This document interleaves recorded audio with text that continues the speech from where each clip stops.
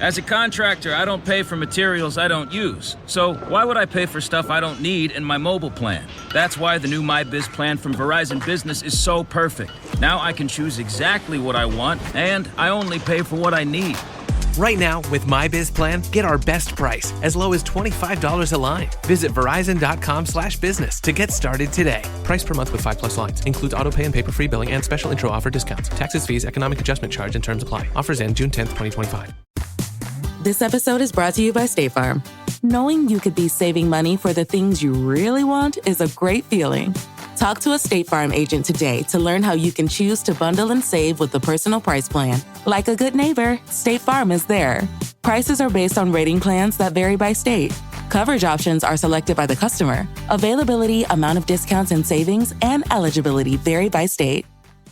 You're tuning into another deep dive, and today, well, we're tackling something that's probably on your mind during job interviews. What is that interviewer actually thinking behind their, poker face?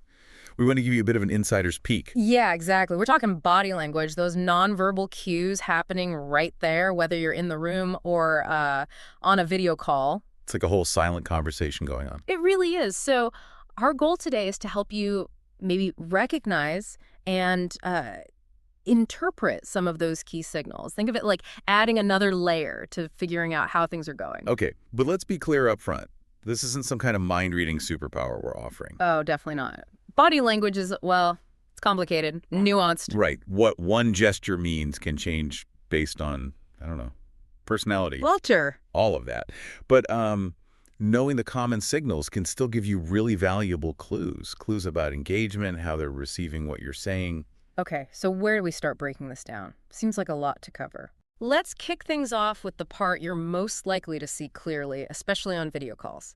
The head, the face, and the eyes. Makes sense. Okay, eyes first then. Eye contact. Feels pretty basic, but crucial. It really is. Generally speaking, if the interviewer is making pretty steady, direct eye contact, that's usually a good sign. Good how? What does it suggest? It often signals things like confidence, sincerity, and just genuine interest. They're actually listening to you. Okay, like they're engaged. Exactly. Think about when you're really listening to someone, you tend to look at them. Right? True. So what about the flip side? If they're constantly looking away, maybe over your shoulder in person or off screen on a call? Yeah, if they're frequently breaking eye contact, it could suggest a few things. Maybe they're distracted. Or bored. Or bored, yes. Or maybe impatient, wanting to move on. And this is important for virtual interviews. Oh, right. The setup. Exactly. They might just be looking at your resume on another screen or, taking notes. So a quick glance away isn't necessarily bad. So it's more about the pattern, like consistent looking away. Spot on. If it feels like their attention is just generally elsewhere, that might be a little nudge for you to maybe switch things up. Like ask a question or change the pace a bit. Yeah, try to re-engage them somehow. It's just feedback. Okay, that's helpful. What about a head tilt?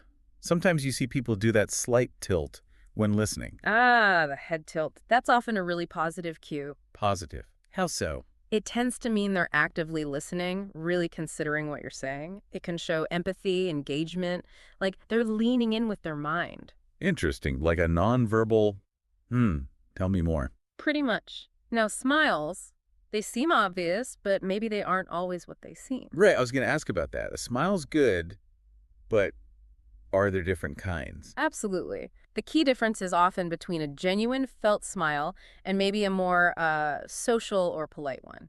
And how do you tell? Look at the eyes. A really genuine smile, psychologists sometimes call it a Duchenne smile, involves the muscles around the eyes crinkling up. Ah, the crow's feet. Exactly. Those little crinkles, those eye muscles, are harder to control consciously, so it's a more reliable sign of real positive feeling. Okay, so eye crinkles, good. What if it's just the mouth smiling? No eye action. Well, a mouth-only smile might just be politeness, they're being courteous, or potentially it could be a bit forced if they're maybe feeling awkward or not truly pleased. So again, don't just look at the smile in isolation. Never. It's always about the cluster of cues, the whole picture. Okay, got it. Let's move down a bit. Arms and hands. What can they tell us? Sure. Arms can be quite telling. If they're open, maybe resting on the chair arms or the table, that usually suggests openness from the interviewer. Like they're relaxed, receptive? Yeah, relaxed, approachable, willing to hear what you've got to say. It projects a welcoming vibe. Okay, that makes sense. But what about the classic crossed arms? That always feels a bit standoffish. It often is interpreted that way, yeah. Crossed arms can be a sign that someone's feeling closed off, maybe a bit defensive, or just not really engaged. It's like a physical barrier. But not always, right? You mentioned context before. Crucial point. Context is everything. Someone might just be cold, or maybe that's just how they comfortably sit. So how do you know? Look for other signs. Are the crossed arms combined with, say, avoiding eye contact, or a frown, or leaning back? If you see a cluster like that, then it's a stronger signal they might be disengaged or resistant. Okay, look for the pattern again. What about hand gestures? Hand gestures can add emphasis. Big, open, expansive gestures might show enthusiasm or passion for what's being discussed. Could be positive, could be negative, depending on what they're gesturing about. And smaller movements, like fidgeting. Right. Things like tapping fingers, playing with a pen, constantly adjusting things, that could signal some nervousness. On their part. Interesting. Yeah, or maybe impatience. Remember, interviewers can feel pressure too. True. What about face touching? Rubbing the chin, touching the nose. Does that mean anything? It can.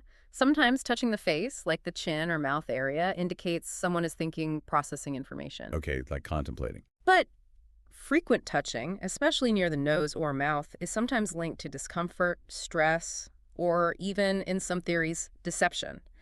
But honestly, don't jump to that conclusion. Like, don't assume they're lying just because they touch their nose. Please don't. It's just another tiny piece of data to consider alongside everything else. Okay, arms, hands, face touching. Check. How about posture? The way they're sitting overall.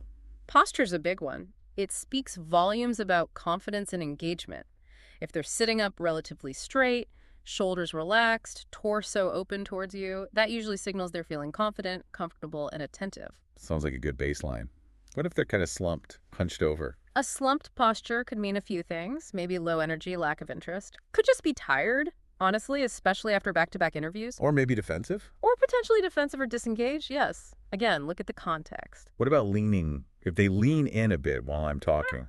Leaning in is generally a great sign. Yeah, why is that? It physically shows they're interested, engaged, they want to hear more, they're connecting with what you're saying. It's a very positive nonverbal cue. Cool. And I've heard about mirroring, where they sort of copy your posture. Yes.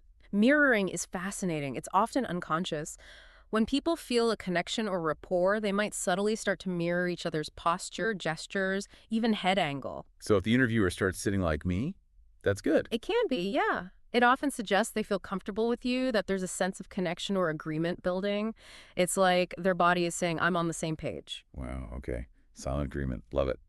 Now, legs and feet. You said they're harder to see, especially online, but still potential clues. Exactly. Less visible, but if you are in person and can see them, they can offer hints. Like what?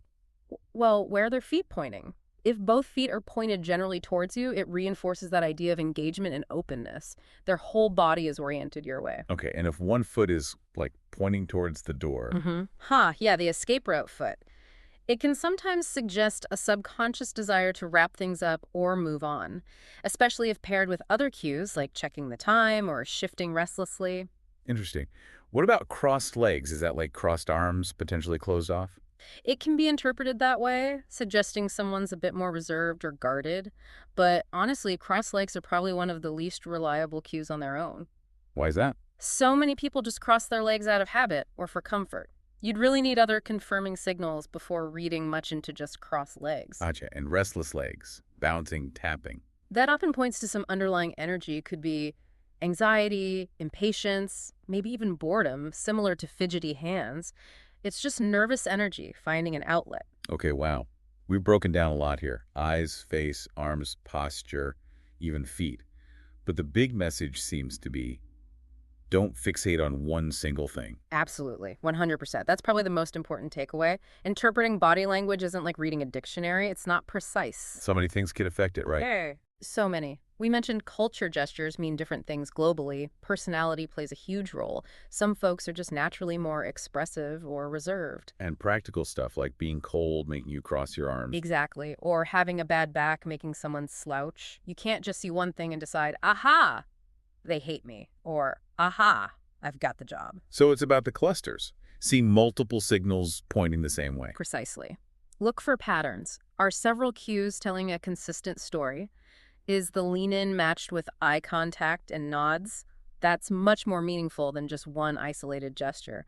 And always, always consider the overall context of the conversation. And we also need to remember interviewers are human too, and they might be consciously trying to seem welcoming. That's a really smart point. Many are trained or naturally inclined to use positive body language, open posture, smiling to put candidates at ease. So it's part of creating a good candidate experience. Right, which is generally positive, but it doesn't automatically mean they've made up their mind about you based purely on that welcoming body language. So, okay, bottom line. Pay attention to these cues. They can offer insights, but don't let it distract you from the main event, which is the actual conversation. Yeah. Answering well, asking good questions. Couldn't have said it better myself. Think of this knowledge as just another tool. It adds a layer of understanding, helps you gauge the temperature of the room, maybe adapt slightly. But your focus has to be on communicating your value. And it goes both ways, doesn't it? Yeah. They're reading our body language too. Oh, absolutely. How'd they know that? Constantly. How you sit, your eye contact, your gestures, it all contributes to the impression you make.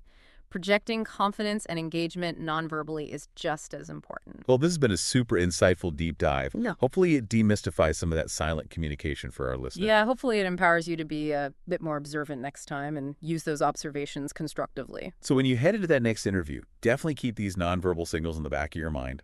But mostly, focus on being yourself, be authentic, and really show them what you bring to the table. Well said.